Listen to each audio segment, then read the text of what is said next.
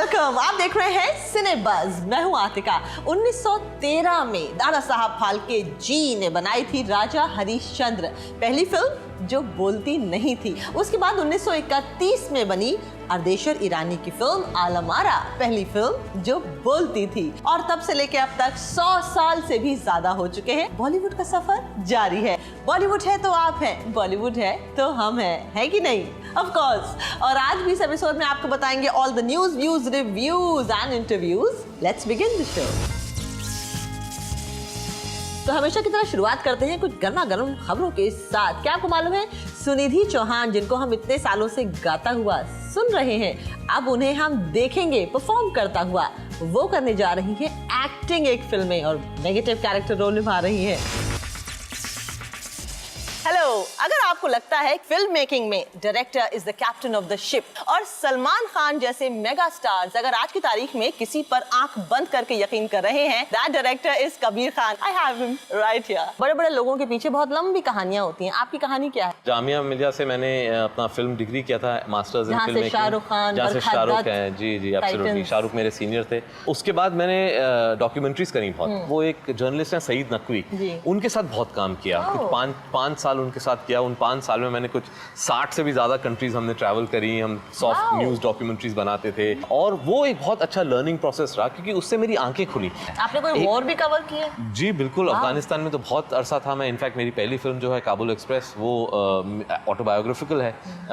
उस टाइम मैं डॉक्यूमेंट्रीज बना रहा था और जब डॉक्यूमेंट्री के साथ साथ जो मेरे एक्सपीरियंसेस हो रहे थे वो मैंने एज अ स्क्रिप्ट मैंने लिखता गया। जिस तरीके से वो हेलीकॉप्टर से कूद के काबुल में पहुंचते हैं, बिल्कुल वैसे ही मैं और मेरे दोस्त राजन जो हैं काबुल में लैंड किए थे।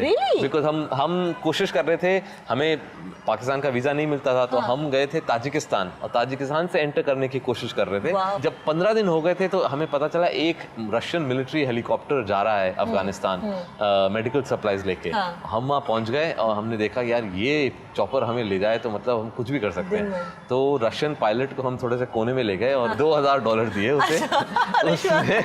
उसने हमें छुपाया अपने चॉपर में, मेडिसिन के बीच में छुपा दिया और उड़ गया कहीं पहाड़ों में, बिल्कुल काबुल के बाहर। हर तरफ पहाड़।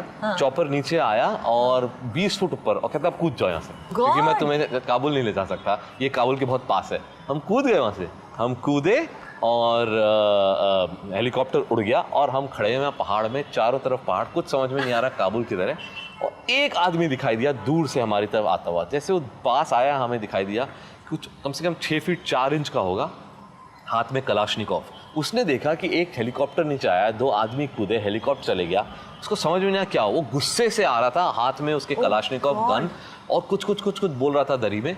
हम बस ये बोल रहे थे हिंदुस्तान हिंदुस्तान। सडनली वो रुका आदमी और वो एक गाना गाने लगा, मेरे सपनों की रानी कब आओगी। That is the day I realise the power of Bollywood. Bollywood saved my life. उस दिन मुझे रियलाइज हुआ कि यार अगर कहानी सुनानी है तो बॉलीवुड में सुनाओ क्योंकि इसका पावर बहुत।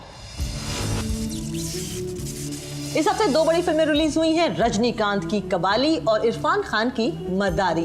इरफान खान की मदारी का निर्देशन उस national award winning film maker ने किया है जिसको कहते हैं निशिकांत कामत, जो हमें do may believe fast, Mumbai मेरी जान, दृश्यम जैसी फिल्में दे चुके हैं और बहुत अच्छी फिल्में बनाते हैं। फिल्म का निर्देशक अगर अच्छा हो तो समझिए कि फिल्म ने आधी बाजी जीत ली। बाज चूजे पे झपटा, उठा ले गया। कहानी सच्ची लगती है लेकिन अच्छी नहीं लगती। बाज पे पलटवार हुआ, कहानी सच्ची नहीं लगती लेकिन खुदा कसम बहुत अच्छी लगती है। 2012 में मुंबई में मेट्रो का एक ब्रिज जो कोलैप्स कर गया था, उसमें एक की मौत हुई थी और कई लोग जख्मी हो गए थे। उसी पर आधारित है फिल्म मदारी और इसमें जो 2 लीड कैरेक्टर्स हैं यानी कि इरफान खान और वो बच्चा, इन दोनों ने ही बहुत अच्छा काम किया है। तुम मिस्टेक कर रहे हो, तुम्हें नहीं पता कि मैं कौन हूँ। 8 साल के बच्चों को भी पता है पावर क्या चीज है, किसको उठाना चाहिए किसको नहीं उठाना चाहिए। You bloody... cine buzz film मदारी को इसकी एडिटिंग, इसके डायरेक्शन और इसकी परफॉर्मेंसेस और खासतौर से विशाल भारद्वाज के म्यूजिक के लिए देता है 3 thumbs up। और अब कबाली के बारे में क्या कहें, ये कि ये रजनीकांत की फिल्म है।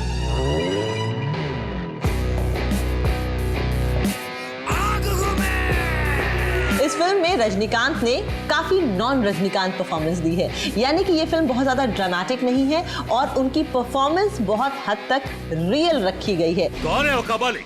बुला उसे। हिंदी फिल्मों में यहाँ काला तिल, बड़ी बड़ी मूछें, लुंगी पहने हुए को अमरीश पुरी, ओए कबाली, ऐसे बुलाते ही सर झुकाकर जी मालिक बोलकर खड़ा हो जाता है। ऐसा कबाली समझा है क्या? कबाली है ये।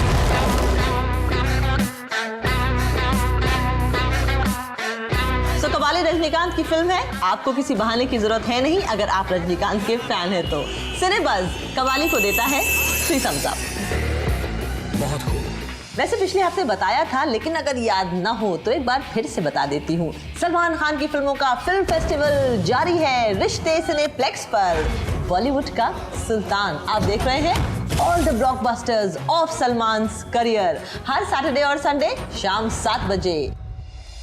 तू न थकेगा कभी, तू न थमेगा कभी, तू न मुड़ेगा कभी, कर शपथ कर शपथ कर शपथ, अग्निपथ अग्निपथ अग्निपथ। जी हाँ, अमिताभ बच्चन साहब के पिता श्री हरिवंश राय बच्चन जी की बड़ी ही मशहूर कविता है ये अग्निपथ। हमेशा याद रखती हूँ मैं, जिंदगी में कभी रुकने का नहीं, चलते रहने का। और फिल्में देखना तो कभी भी मत छोड़िएगा, क्योंकि फिल्में मस्ट है। Till we meet again in the next episode, here is a warm good bye.